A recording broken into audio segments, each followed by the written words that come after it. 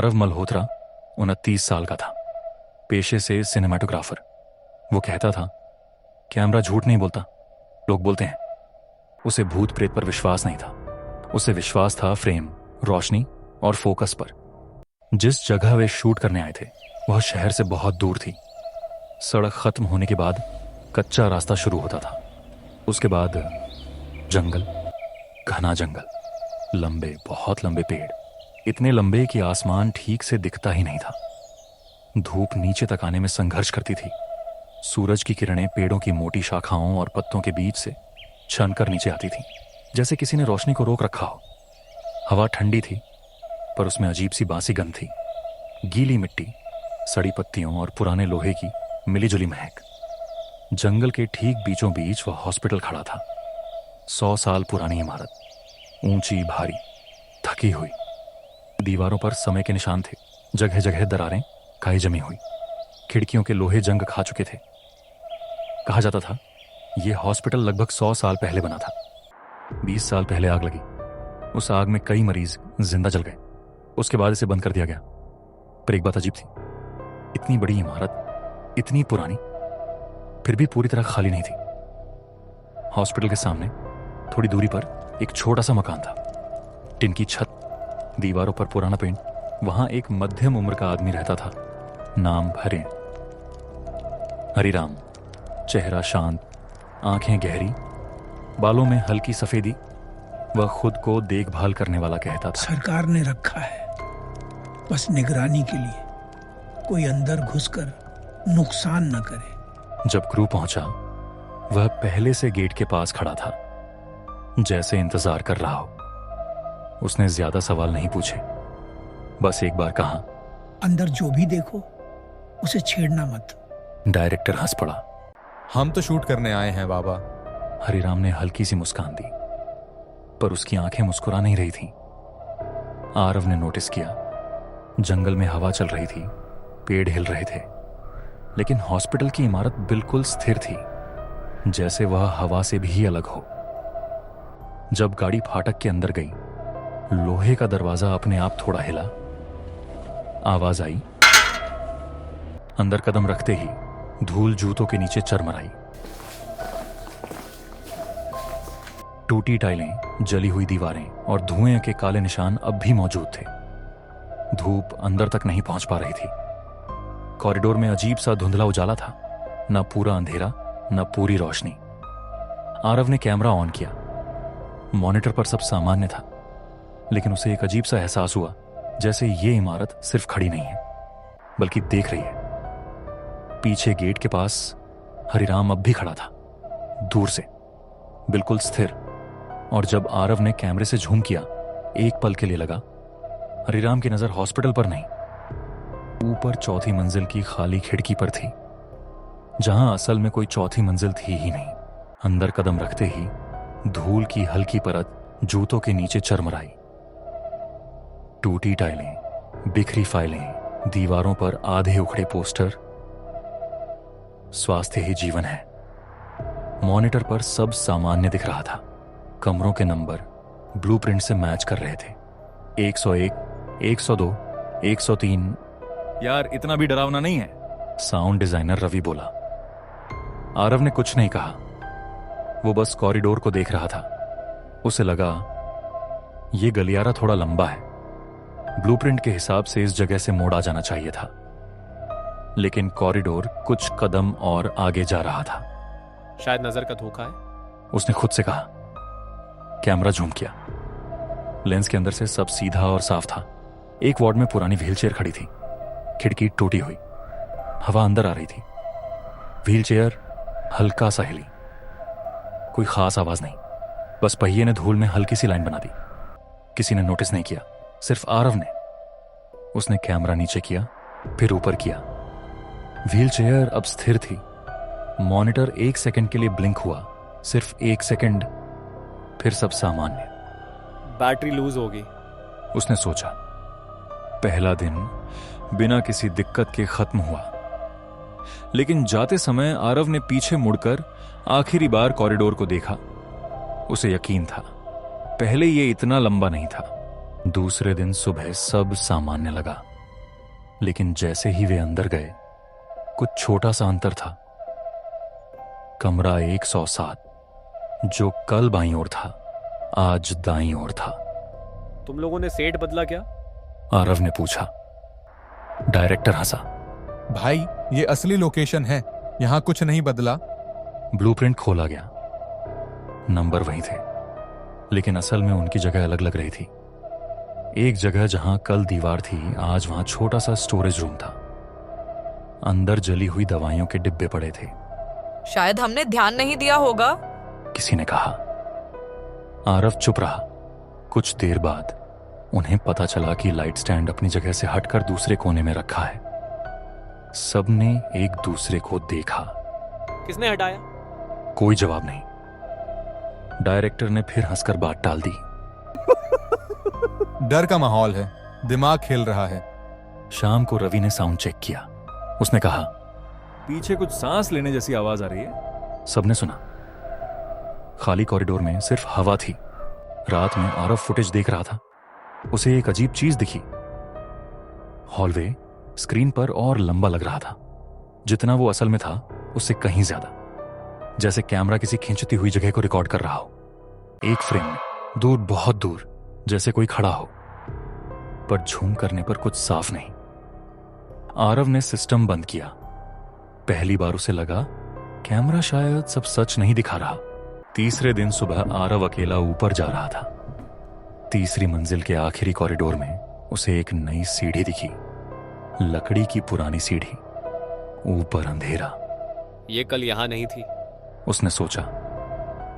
Blueprint में सिर्फ 3 मंजिल थीं। वो ऊपर चढ़ गया। ऊपर चौथी मंजिल थी। दरवाजे पर जंग लगा बोर्ड, वार्ड 401, धूल मोटी परत में जमी थी, जैसे सालों से कोई नहीं आया। क्रू को बुलाया गया। सब हैरान। कमाल है, ये रिकॉर्ड में क्यों नहीं है? डायरेक्टर बोला। उन्होंने वहीं शूट करने का फैसला किया। वार्ड में टूटे हुए शीशे लगे थे, दीवार पर बड़े बड़े आईने, आईनों में धूल जमी थी। सीन शूट हुआ। रात को आरव फुटेज देख रहा था। एक फ्रेम पर उसकी नजर टिक गई। एक्टर आईने के सामने खड़ा था, पर आईने में कोई नहीं था। आईना खाली था। दूसरे शॉट में आईने में सब दिख रहे थे, लेकिन असली फ्रेम में कोई नहीं। आरव का गला सूख गया। फिर उसने देखा, एक फ्रेम में पीछे जली हुई नीली साड़ी में एक औरत खड़ी थी। चेहरा शांत, आंखें स्थिर, जैसे वो देख रही हो। कोई चीख नहीं, कोई हरकत नहीं, बस मौजूद। चौथे दिन सुबह एक क्रू मेंबर गायब था। वो रात को चौथी मंजिल पर गया था। मिला नहीं। गेट से बाहर जाने की कोशिश की गई, लेकिन गेट से निकलते ही वे फिर उसी कॉरिडोर में खड़े थे, जैसे रास्ता मुड़कर वापस अंदर ले आया। लिफ्ट पैनल पर अचानक 4 जल उठा। हालांकि इमारत में सिर्फ 3 मंजिल थी। रवि ने साफ सुना, ये जगह छोड़ दो। आवाज बहुत पास से आई थी, लेकिन कोई दिखा नहीं।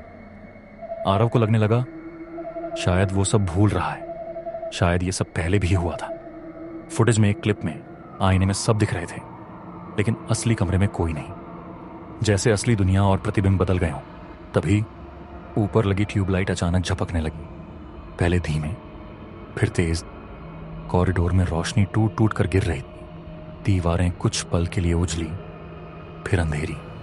आरव, ये क्या हो रहा है? लाइट फिर झपकी, और उसी अधूरे उजाले में आरव की नजर छत की ओर गई। उसकी सांस अटक गई। छत से एक आकृति उलटी लटकी हुई थी। बाल नीचे लटक रहे थे। चेहरा शांत, लेकिन आंखें खुली हुई। शायद वो इसी अस्पताल की डॉक्टर थी। वो छत से ऐसे लटकी थी जैसे ग्रेविटी उसके लिए मायने नहीं रखता। डायरेक्टर का गला सूख गया। ये कोई स्टंट है क्या? कौन कर रहा है ये? कोई जवाब नहीं। लाइट फिर झपकी। डॉक्टर की गर्दन धीरे धीरे घूमी। अब वो सीधे आरव को देख रही थी। उलटी अवस्था में भी उसकी आंखें स्थिर थीं। रवि चीख पड़ा, भागो! पूरा क्रू इधर उधर दौड़ने लगा, लेकिन जहां दरवाजे थे वहां अब सिर्फ दीवार थी। सफेद, ठंडी, सीधी दीवार। ये दरवाजा यहीं था, अभी था, मैंने खुद खोला था। सबकी आवाजें टूट रही। किसी ने दीवार पर मुक्का मारा। ठोस, कोई निशान नहीं, जैसे वहां कभी दरवाजा था ही नहीं। कॉरिडोर अब और लंबा लगने लगा। दीवारें जैसे फैल रही। अचानक एक धीमी हंसी गूंजी, पहले हल्की, फिर साफ। वो धीरे धीरे सीधी हुई। अब वो जमीन पर खड़ी थी, बिल्कुल स्थिर। उसने बहुत शांत आवाज में कहा, तुम लोगों ने यहाँ आकर बहुत बड़ी गलती कर दी है। डायरेक्टर रोने के करीब था। हम चले जाएंगे, अभी चले जाएंगे। शूट कैंसिल, बस जाने दो। मैंने भी कहा था उन्हें बाहर ले चलो। कॉरिडोर की लाइट अचानक लाल हो गई। दीवारों पर काले धुएं के निशान फैलने लगे और फिर फर्श के कोनों से आग की पतली लकीरें उठी, पहले छोटी, फिर फैलती हुई। ये सच नहीं है, ये सच नहीं है। रवि बुदबुदा रहा था। आग चारों तरफ फैल रही थी, लेकिन गर्मी महसूस नहीं हो रही थी। बस दृश्य, जैसे वही पुरानी आग दोहराई जा रही हो। अब यहाँ से कोई नहीं जाएगा। कॉरिडोर में धुआं भरने लगा। क्रू भागने की कोशिश कर रहा था, लेकिन जहां मुड़ते वहीं वही जगह, वही दीवार, वही लंबा गलियारा। आरव ने एक पल के लिए आंखें बंद की। जब खोली, सब शांत था। ना आगा, ना धुआं, ना कोई चीख। कॉरिडोर खाली, सिर्फ दीवार पर एक नया काला निशान, जैसे कुछ अभी अभी जला हो। कैमरा अब भी रिकॉर्ड कर रहा था। स्क्रीन पर 1 सेकंड के लिए पूरा क्रू दिखाई दिया। सब स्थिर खड़े, और उनके पीछे डॉक्टर, आग, धुआं, चीखें। सब कुछ एक पल में जैसे रुक गया था। वो अकेला था, बाकी कोई नहीं। ना रब, ना डायरेक्टर, ना भागते कदमों की आवाज, सिर्फ चौथी मंजिल का कॉरिडोर और वही अजीब सी खामोशी। आरव अकेला चौथी मंजिल पर था। लाइट्स हल्की हल्की टिमटिमा रही थी। आरव की सांसें तेज थीं। उसका दिल जोर से धड़क रहा था, इतना तेज कि उसे लगा ये आवाज बाहर तक सुनाई दे रही है। उसने खुद को समझाने की कोशिश की। ये सब दिमाग का खेल है। तू ठीक है, सब ठीक है। लेकिन उसके हाथ कांप रहे थे। कैमरा अभी भी रिकॉर्ड पर था। लाल रिकॉर्ड लाइट जल रही थी। आरव धीरे से मुड़ा, और वो वहां थी, कॉरिडोर के बीचों बीच, हाथ में एक पुरानी मरीज फाइल।